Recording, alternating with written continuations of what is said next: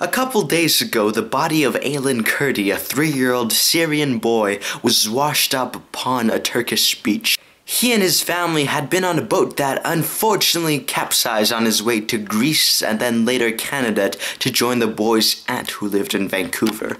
His father, Abdullah, was the only survivor. Now the question remains, why did the boy and his family feel the need to embark in such a treacherous journey on a 5-meter-long boat that wound up costing the lives of 2 boys and their mother? And why have 300,000 other Syrians done the same journey?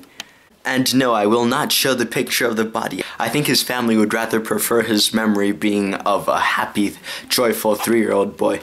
A few years ago, I made a video detailing the situation in Syria. I talked about the dictator Bashar al-Assad using chemical weapons on his own citizens to quell uprisings, as the grim situation looked like it could not get any worse and was not likely to get any better. I ended off by saying, all we can do right now is hold our breaths. That was 2 years ago, and somehow things did get worse with the arrival of this lovely group of people known as ISIS. See, the ongoing Syrian civil war was started after the 2011 Arab Spring protests back in April. Its main belligerents include the Syrian government controlled by Assad and their allies, including Russia, Iran, Hezbollah, and others. The opposition consisting of the FSA started in 2011 by defecting officers of the Syrian Army, al-Nusra, a branch of Al-Qaeda, and last but not least, ISIS. And also, I think there's an independent nation somewhere out there that I can't pronounce.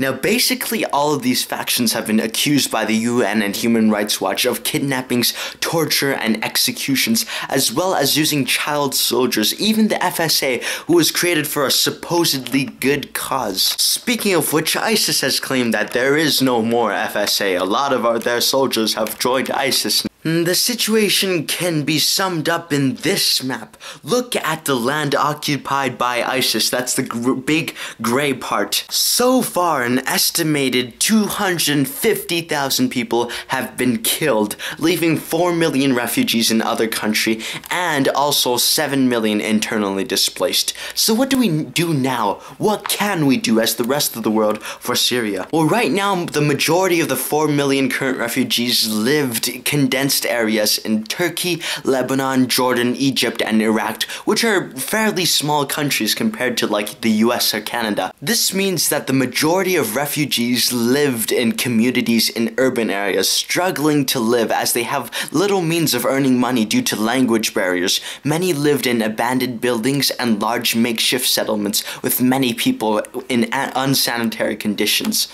More than half the refugees are children. Put yourself in the shoes of the people in those countries. They've just accepted up to 2 million refugees with pretty much nowhere for them to live. So even if they are in relatively safe countries like Turkey, they're out of immediate danger, but they're still not in very good conditions.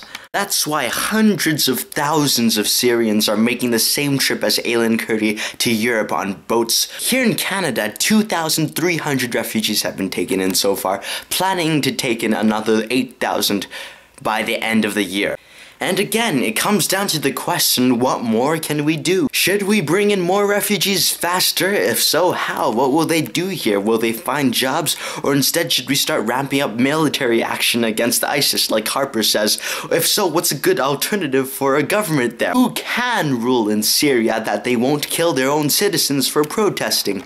Now, I'm not sure if these following figures are right or not because I've only seen them on one source, so if anyone can send me another link to them. Most refugees in Canada have been privately sponsored from Syria, with 857. Only 188 government-assisted refugees have been accepted. Here's my opinion. It's that we should take in as many refugees as we can, hopefully ramping up to 10,000 refugees as promised. I know that we have our own problems, but what are those compared to the Syrians? Like, actually, they are so desperate because their friends and families are getting murdered and taking the same precarious journeys across deadly seas. They aren't well-fed tourists. Well-fed tourists don't risk their lives and the lives of their entire families to get here. I shall note that I am disappointed with the Conservative government's lack of fulfillment of their promise, as the total refugees accepted has dropped from 35,000 to 23,000 since they took power.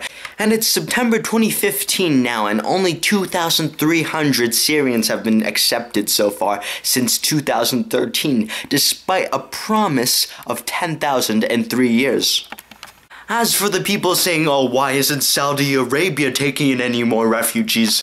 I mean, they should, and they're assholes for not doing so, but, I mean, are we really that much worse off without them? You really want war-torn people to go to Saudi Arabia, the country where you'll get your head cut off if you criticize Islam? And it's not like we've never done this before. In fact, back in 1979, 60,000 Vietnamese refugees were taken in after the fall of Saigon, people who were wanting to escape a communist government. Then, did our economy collapse? What about in the 1840s, where nearly 100,000 Irish refugees were accepted in the aftermath of the Irish potato famine? Is it going to be hard at first for them to earn money to contribute to our society? Of course.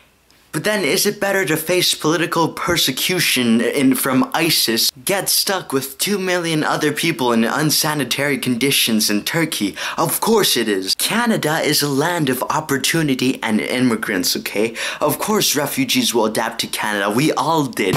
The Irish people, the Vietnamese people, the early European settlers. You have to put yourself in the shoes of other people. Like, imagine if, New York has 8 million people, right? That's pretty close to 7.6. Everybody in New York lost their homes and had to go somewhere else. That's basically how bad the situation is. Are some bad people gonna get in, like the occasional ISIS member smuggled in? Sure, but 7 million people are not going to be all ISIS members. I'm not suggesting any drastic immigration policies like in Sweden. But what I am saying is that we have a moral responsibility to these people and to ourselves to help as much as we can.